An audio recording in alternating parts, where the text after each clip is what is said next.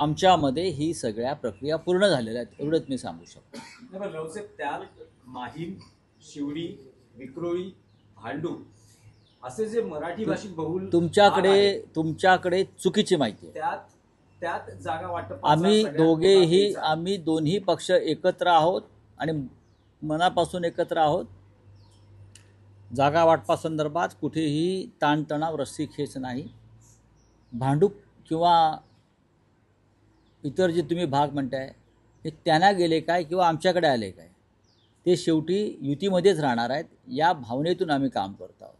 त्याच्यामुळे कोणी एखाद्या जागेसाठी अडून बसलं आहे असं कुठेही आमच्या दोन पक्षामध्ये घडत नाही. या चुकीच्या बातम्या तुमच्यापर्यंत जे देत आहेत हा त्यांना माझा संदेश आहे. त्यांची मागणी आहे की मागणी का नसावी?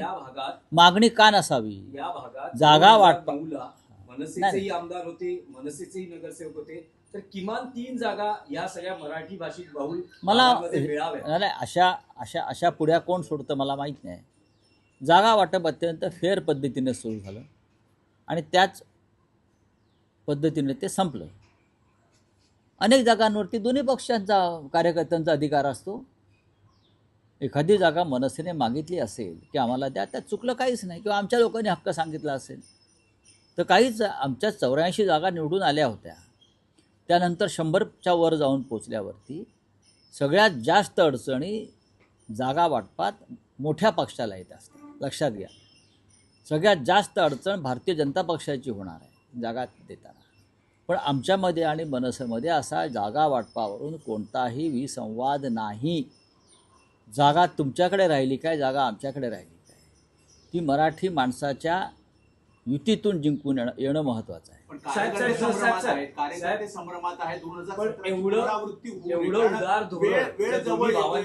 एवढं उदार धोरण जर दोन्ही भावांनी स्वीकारलं असेल तर अर्ज भरण्याचा आज पहिला दिवस त्यात काय झालं? अजूनही युतीची अधिकृत घोषणा कशा करता पाहिजे? ज्या दिवशी वरळीच्या डोममध्ये 2 भाऊ एकत्र आले तेव्हाच युतीची घोषणा झाली. तुम्हाला चिंता कशा करता पाहिजे की आता का घोषणा नाही, उद्या का घोषणा नाही? करू ना, आम्ही ठरवू आणि तुम्हाला सांगू. तुम्हाला पाहिजे त्या तारखेला आम्ही करणार नाही. तुमचा अजेंडा मीडियाचा राबवणार नाही. आमचं जे शेड्यूल ठरलेलं आहे त्यानुसार आम्ही कार्यकर्ते म्हणतात 2017ची पुनरावृत्ती होऊ नये, अगदी शेवटच्या घटकापर्यंत होणार नाही. असं कार्यकर्ते काही म्हणत नाही आहे. कार्यकर्त्यांशी आमचा संवाद आहे, सगळ्यांशी. कार्यकर्त्यांच्या मनामध्ये ह्या वेळेला कोणताही संभ्रम नाही. त्यावेळेला जे काय तुम्ही म्हणताय तेव्हा चर्चा सुरू झालेली नव्हती. तेव्हा सगळे हवेतले हवाबाण हरडे बाण होते. आता रिसर चर्चा, बैठका, जागा वाटप पूर्ण झालेलं असल्यावरती कार्यकर्त्यांनाही माहिती आहे कुठे काय चाललं आहे आपापल्या भागात. त्याच्यामुळे तुम्ही कार्यकर्त्यांची चिंता इतरांनी करू नये. आपले गेलेले आहेत ते जर परत येत असतील तर त्यांना दरवाजा उघडा असणार कशा करता? कारण प्रत्येकाला तिथे सीट मिळेल असं दिसत नाहीये. आमचं जागा वाटप आणि तिकीट वाटप पूर्ण झालेलं आहे आणि निष्ठावान कार्यकर्त्यांचं उमेदवारी कापून गद्दारांना त्या जागा द्याव्यात एवढी वाईट वेळ शिवसेनेवर आलेली नाही. सर्व राजकीय पक्षांना भीती आहे की बंडखोरी होऊ शकते. त्यामुळे सगळ्याच राजकीय पक्षांनी हे धोरण स्वीकारलं आहे का की जागा वाटप किंवा अधिकृत घोषणा ही करण्यास थोडा विलंब करावा? मला असं वाटत नाही.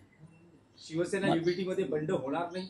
बघा, बंड कुठे होत नाही, बंड कुठे होत नाही. पण या वेळेला शिवसेना आणि मनसे युतीमध्ये अशा प्रकारचं काही घडेल असं मला वाटत नाही. शरद पवार शरद पवार साहेबांच्या